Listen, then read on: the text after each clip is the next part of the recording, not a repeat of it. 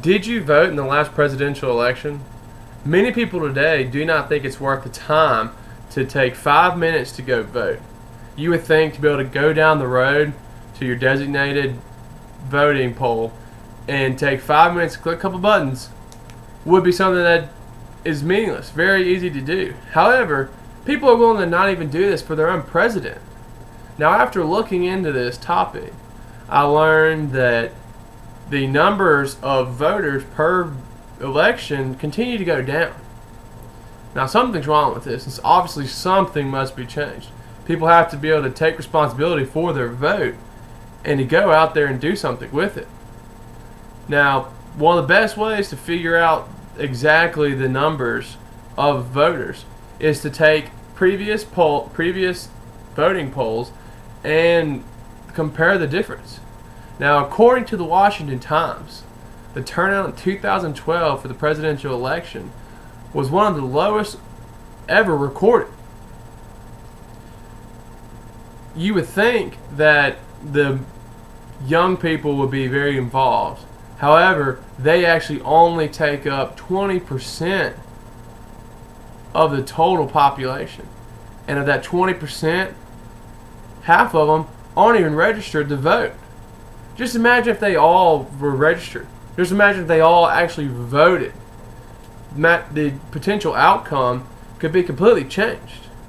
Now, on the other hand, the highest number of voters per generation is retired citizens. Now, obviously, they have a lot more time on their hands. However, it's probably very easy for them to take time out of their day to go find time to do this. However, after looking at the website The Best Colleges, they believe that in order to make a change, you have to be able to connect to this younger generation. And this younger generation believes that their vote doesn't even matter. Now, part of this is because they're not exposed to politics. These kids grew up without it. They grew up wrapped up in everything they were doing. And it wasn't made a priority in their life. Now, I've been that age before. I've been at that point in time when I turned 18, and I didn't even care to go register to vote. However, I had a mother who forced me to register and made me become part of the rest of the world in an idea. And even though it didn't mean much to me, as I continued to grow older, it became more and more part of it. Now, these people that aren't being pushed in a certain direction, that aren't being exposed to politics, they continue to grow up and they continue to not care, to believe that it doesn't matter.